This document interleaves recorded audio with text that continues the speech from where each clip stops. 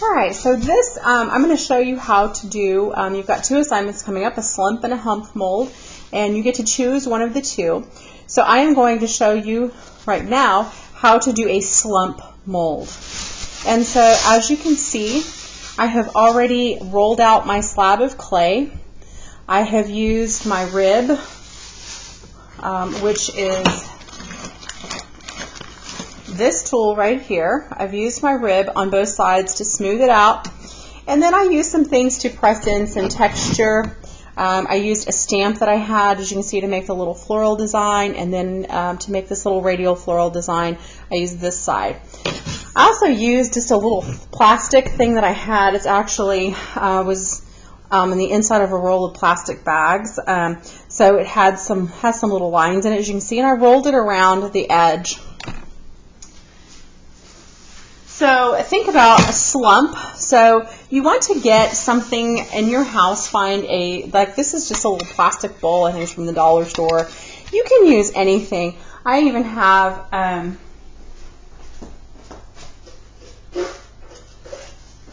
paper plates. Sorry, I had to grab those. I have paper plates, like the little Chinette paper plates that you could use. So I could use those. Of course, what you're going to do is you're going to use this as a mold. You want to use it to shape and form the clay. So what I want to do is I'm going to pick one of these to make a form, kind of decide what I want to do. And so I'm going to do, I found this, I was going to make one of the plates, but I decided I really like this one better. Let's see how it's got that kind of curve to it. So we're going to use the inside of it because we want the clay to slump down. So what I'm going to do, and this is really important because I'm going to take plastic and I'm going to put it over my mold because I want to be able to remove my clay, so I don't want it to stick to the plastic. So what I'm going to do is I'm just going to push it in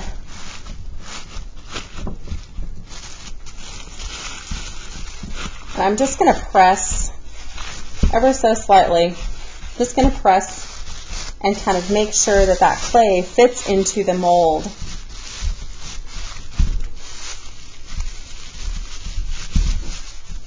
I'm going to push it, keep pushing it down. Probably should have clipped my nails, you know. Not having done throwing this semester on the wheel, I usually keep my nails clipped short for that, and I'm not having done that since we had to close the schools. That's been, I haven't clipped them. All right, so you can see it kind of overlaps in some places, and oops, I did it with my fingernail. Okay, I got some places there. I'm trying to be careful and not lose my texture. Notice I put the texture on the inside because typically, you know, if you're using a dish, you're not going to be looking at the outside of it. Out here, you're going to be looking at the inside. So I wanted the decoration on the inside, the texture. All right, so I have it pretty well pushed in there.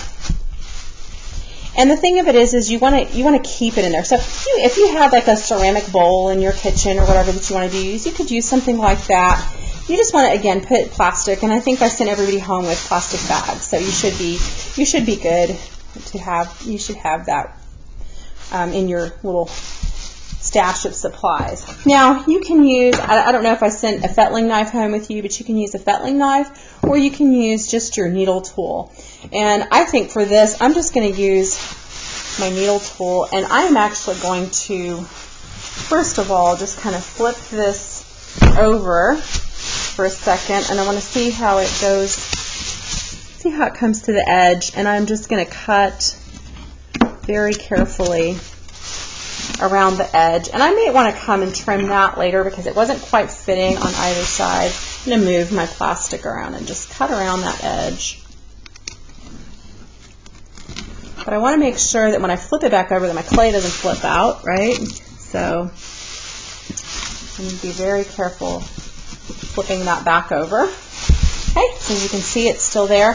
Notice though I have some edges that, oh, let it focus, sorry.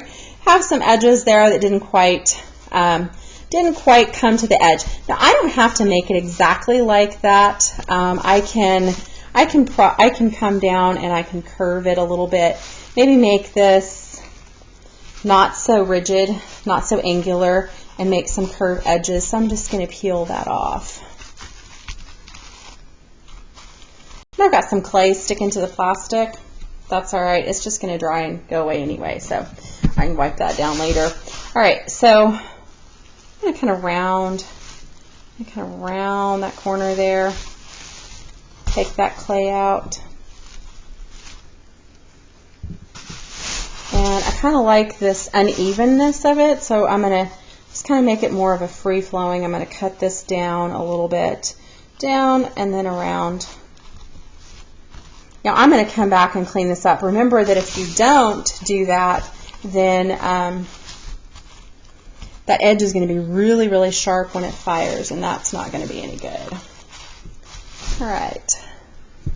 So notice I've got this kind of scooping down, and it's okay. So I'm going to maybe scoop this down a little more here. And this kind of scoops up a little bit. Okay with that, and then this kind of slides up. Just kind of play with that a little bit.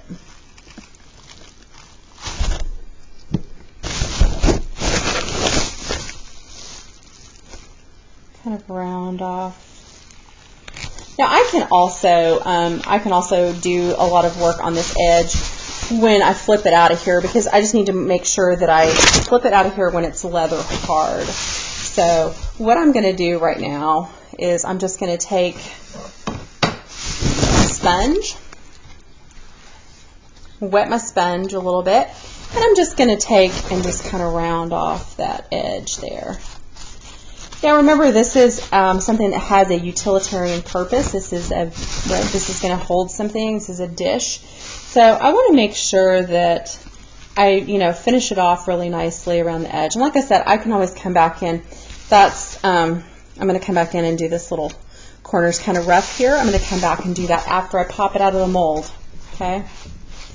Now it does have to stay in the mold long enough for it to get leather hard. Remember, leather hard is where it's enough of the moisture has evaporated that it's going to hold its form, that it's not just going to flop out, and lose this really cool shape that it has.